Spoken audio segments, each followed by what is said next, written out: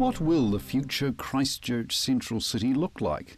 Will it have any heritage buildings left in it, or do we face a future of shiny steel and glass boxes? One of the architects participating in the rebuild is today's guest on Point of View, New Zealand Institute of Architects Canterbury Branch Chairman David Hill. David, some critics say that the new buildings popping up all over Christchurch are all kind of looky-likey and boring, but what's your view?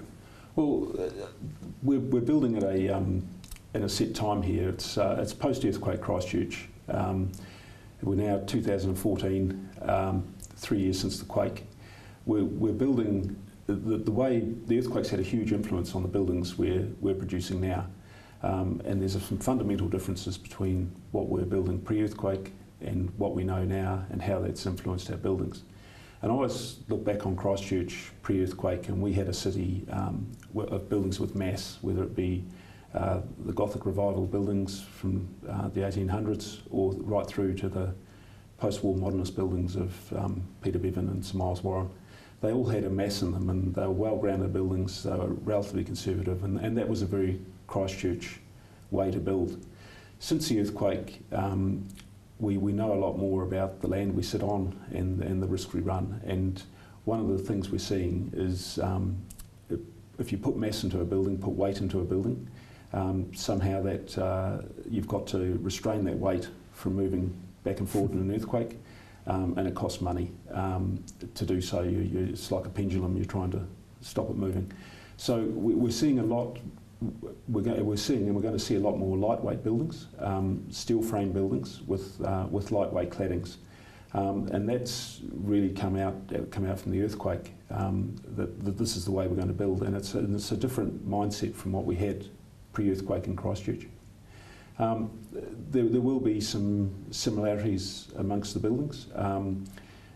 People are criticising the amount of glass we've got in buildings these days, which is fair criticism. It's not something we saw so much of pre-earthquake Christchurch, but the glass is a material that ticks the boxes now. Once it's a lightweight material, so it meets that seismic requirement, and it's also glass technology has moved so far forward now with the insulation it provides and the quality of the inside space. Office workers are looking for. Much more emphasis is put on the interior environment and office space, and having views to the outside, having natural light. All these things are important, and that's probably why we're seeing a lot of glass in our buildings. Are architects actively involved in designing new commercial buildings, or is it a bit of a juggling act with developers and the engineers involved as well? It's probably changed a bit since the earthquake. The engineers they've become have a big influence on the buildings we're producing. It's often starts with the structure. What's the most economic structure? What's the best structure to put on the site? What are the ground conditions like? Does it need piling? Does it need a gravel raft? Can we do a basement? All these structural questions now have a big influence on the on how a building looks. And having a rational structure through the building also has a big impact on what the building's going to cost. And we're finding that a lot of private developers and a lot of projects, it's hard to make them stack up financially with the new structural requirements, meeting the new code requirements. And a private developer, unless they can build a building and get a adequate return on their investment, they're better off having the money in the bank. They won't be built. So that's part of where a structural engineer can come in and have an influence on things, and it's also another issue going forward we've got to address. So is there a lot of work for architects in the rebuild though? I mean, are you actually getting, as a principal of an architecture firm yourself, are you getting a lot of developers coming in the door and saying, help us bring our kind of building to reality, bring our dream to reality? Yeah, we're getting a lot. We've been very busy since the rebuild. Last year we looked at, like a lot of firms, we looked at a number of buildings in the inner city. We've looked at a number of things. We're probably typical of a lot. You take them through to what we call the develop design stage, where the design's completed, the structure's completed. We get a quantity surveyor's estimate on it, and then the decision's made about will it stack up financially or not. And we're probably like a few. We've got quite a few projects in our drawers from the last few years that aren't going to be realised in the near future. They're not going to be. No, just because financially they just don't stack up at the moment. That may well change. Things that influence the cost of the land, the value of the land in the city, that may drop. Is that right across the city, or is that just specifically in the CBD where the numbers aren't working anymore? Well, for the moment. Yeah, it's it probably has an influence over the whole city. But if you look at the CBD, that's where the most valuable land is, and that's where a developer is going to try and optimise their site. If they're unlikely to build a 2-storey building with a lift in it, when they can allowed to build a 6 or 7-storey building with a lift in it, so that they're not going to undercapitalise their site. They're going to try and put something on it that's they're proud of, that looks right, that does well for the city and stacks up financially. And I think it's here we're seeing it. In the inner city we're seeing it, and perhaps in the inner city the ground conditions are also, there's a lot of areas where the ground conditions in the inner city aren't that good, and you're trying to put reasonable sized buildings on them, so there's a cost in that. Where does the local Institute of Architects actually kind of stand on the fate of heritage buildings? For example, like the Anglican Cathedral. Rebuild and restore, rip down, build new, or uncommitted? Well, we actually went out to our members and asked the members of the branch. We prepared a statement about our stand on the retention of the town hall, which was basically along the lines of until all the information is obtained on it and a proper decision can be made, it should just be left to sit there, but get all the information together before we make a decision. And we sent that out around our members, and we're representing a diverse group of people, and it came back without any real clear cut way forward. So this is what we're finding as an institute, is that we're representing people with a number of different views. But I'd say on the whole, there's been a lot of architects, most heritage buildings that have been demolished or being restored would have one of the architects from the institute would be involved in it with their clients, whether it's it can be justifying a way to save it, or at the same time it could be discussing a means where it should be demolished. But most of us would be on the same page. Christchurch had a huge stock of fantastic buildings built over the years, and it's looking at building heritage. It's not just the old Mountford ones. It's our built heritage right through from 1860 right through to pre-earthquake. We had a great stock of buildings, and each of those buildings told a story about what society was like at the time, how affluent we were, how much money we had to spend, and it's devastating seeing it look the way it is now. There's no commercial. Well, I don't know of any commercial buildings at Peter Evans left in the inner city now. It's just that whole legacy's just gone. Do architects have a responsibility when they're designing new buildings to ensure that they're sympathetic to the existing buildings around them? And I'm thinking particularly where there are heritage buildings around, say for example the Provincial Council Chambers, for example, where there are new buildings going across the road there in Durham Street. Is there a burden on architects to actually ensure that the buildings are complementary to the existing older buildings? The context is very important, and it is designing in respect to those old buildings, but that doesn't necessarily mean your architecture's got to replicate anything that's in there, and that can often be a mistake. You've given the example of the old provincial buildings there. If the building opposite started repeating some of the elements on it and the form of it and things, it can actually have the opposite effect. It can actually water down the impact of the of the provincial buildings themselves. So it's a decision you've got to make, and it's often the building. I'm not too familiar with the building opposite, but from what I've seen, it's getting a lot of glass in it and things like that. That's going to provide. It will respect it at ground level and respect it in certain scale and things like that, and it will provide a contrast between the two, and that will actually make the provincial buildings stronger as an object. So while there is some respect there, I think architects will certainly sit down and think about what they're going to be doing. A lot of the jobs we've got don't have any context left. The building we're in the moment was a vacant block almost. Yes.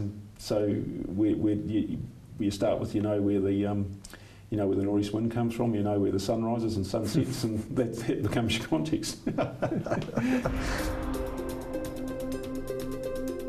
The comments made about the precincts is you've basically put in the same use in one zone, so all the lights turn on and turn off at the same time each day,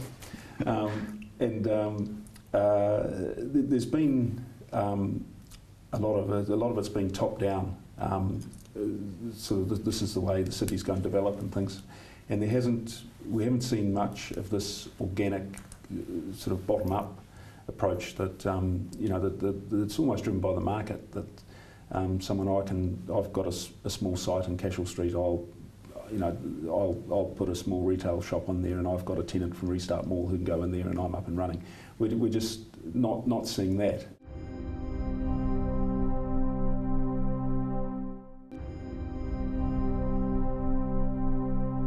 The Tannery is a new building, but it's been designed to look old. Now it's proving very popular with the tenants and also customers and visitors. Is it an example that more architects could perhaps follow or imitate in other parts of the city? The Tannery, if you look there, that's in an area of heritage industrial buildings, and it's a great part, that old industrial part of Wilson has got heritage and things there. They've chosen to they replace the building with a new building, and they've chosen to take it down the heritage way, which that's great. And the reason, and it works very well. And one of the reasons that it works very well is they haven't been tentative about it. They've taken it. It's 100%. This is what we're doing, and it matches in with its surroundings and things like that. And I think in that area, it's very successful. It's not while you could say it's a new building. It does obviously designed to fit in very completely. It's a complete part with its old neighbours, and because of that, and the rigour they've applied to it, it's a very successful building. But could that be replicated in other parts of the city or in the central city? It could be, but it comes down to what your client wants and things. If most of, say, the office developers and people like this, they're looking for a market with where the tenants are demanding new modern office space with lots of glass, lots of views, natural light, good insulation, and to do that by rebuilding a historic building, it just can't work. Let's talk about the Central City Blueprint. Have local architects been involved? Were they involved in the development of it, and have they been involved in any of the kind of major projects so far? Yeah, there's the architects were involved. There were in setting out in the Blueprint team. There were local architects, Shepherd and Rout and Warren Amani were a big part of that Blueprint team. They were part of the team that wrote the Blueprint. Since it's been implemented. I know there's architects have, say with the cultural precinct and areas like that, with the retention of the town hall, the reworking of that, architects who are on the Blueprint team are being brought back in to look at that. So there's an ongoing involvement in it, which is good. The Central City recovery seems to have slowed down, whereas areas just outside the CBD, like Lincoln Road and Victoria Street, seem to be powering ahead. What's your view on why the recovery isn't faster in the Central City?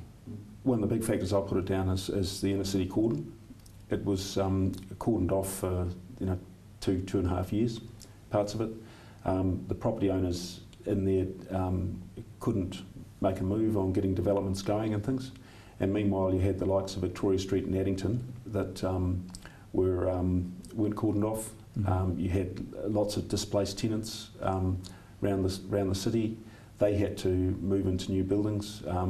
Had to get going again. Victoria Street, Addington, they're the first ones coming. They got the market. That's where the tenants went to. So I think a lot of the reason why is put down to the cordon. They just couldn't do it with the ongoing demolitions and things. They just the outlying suburbs, if you like, stole the march on them. Well, if they stole them, at what point are they going to be able to transition back to the CBD? Because I'm assuming that the landlords in places like Victoria Street and Lincoln Road won't have said yes to 1 or 2 year leases. They probably would have been hanging out for 5, 10, or obviously because they're in business to make money as well. If that's the case, then should we be expecting it to be quite some time before some of the businesses that are in those outlying areas look to come back to the CBD? Yeah, that's my opinion. It's going to be a lot longer than what for a lot of those tenants to move back in the CBD. It's going to be a lot longer than what's been anticipated over the past 3 years.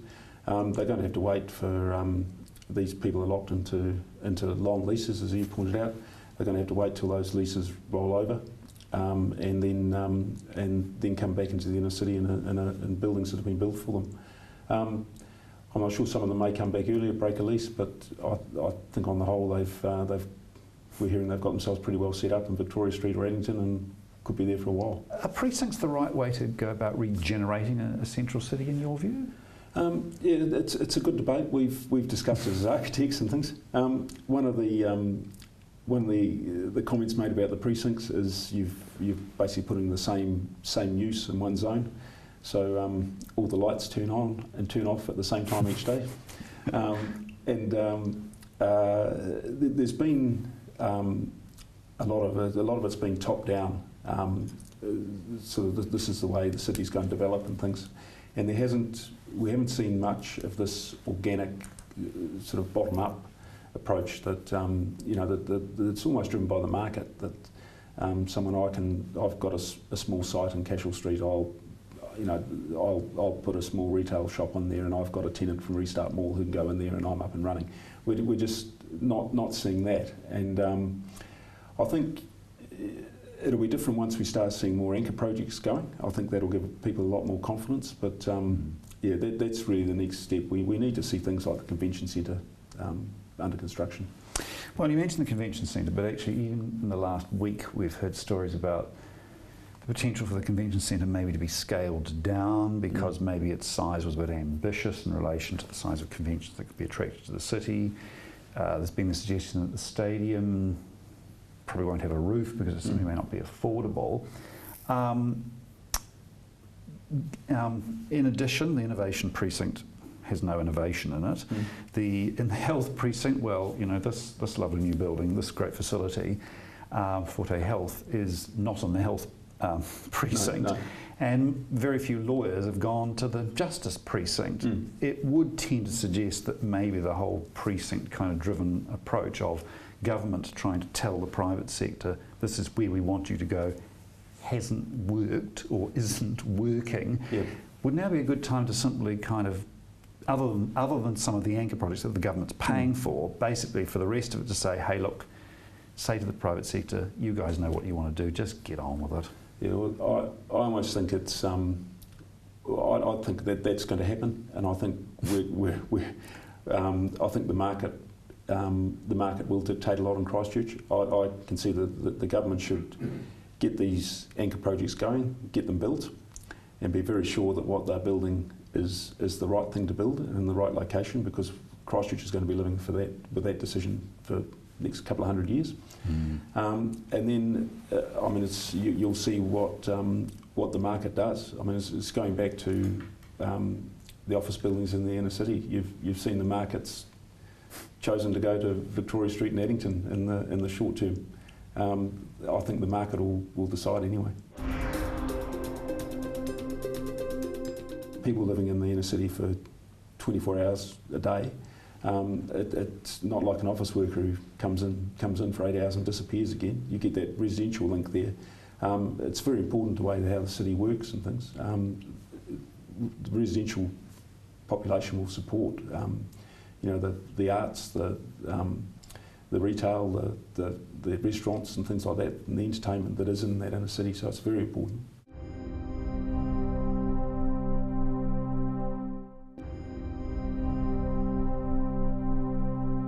A key part of Central City recovery is going to be attracting more people to come and live in the Central City. In your view, what type of housing is going to be required to attract and tempt people back into the Central City?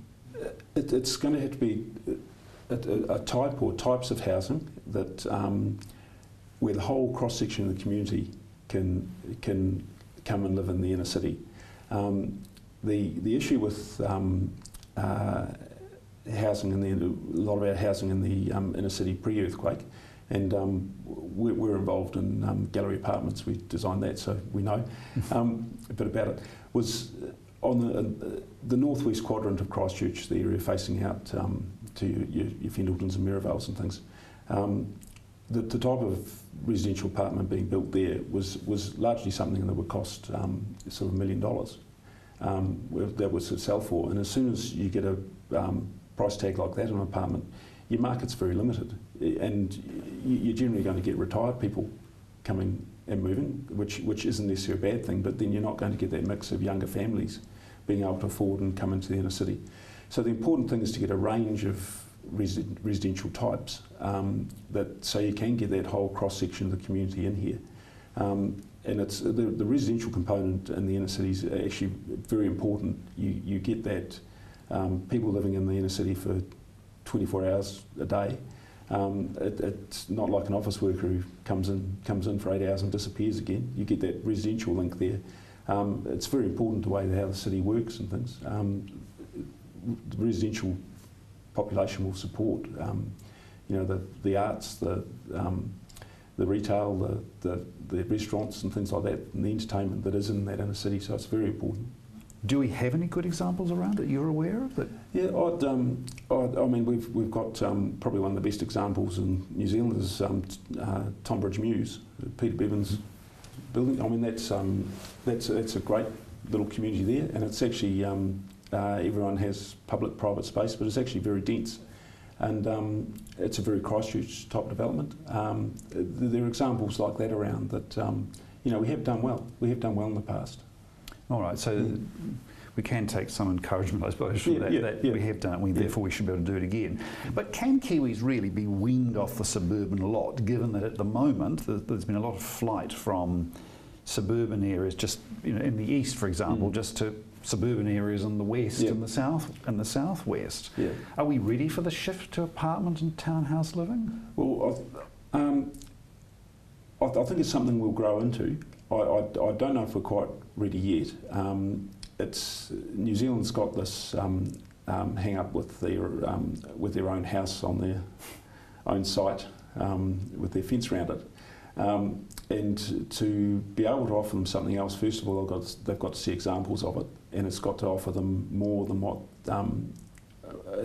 it's got to offer more than what they have on that single section approach, and they need to see examples. They need to see the benefits of it, and I think the amount of amenity in the inner city is going to be important too. If you can pinpoint, well, this is where you're living, this is where you're going to live in this development here, or this is where you can live, and within walking distance you have the cultural precinct, you've got swimming pools, you've got cafes, you've got the stadium, you've got this. I think that's going to get people's imaginations, and I think we will then be able to get a good inner city population going.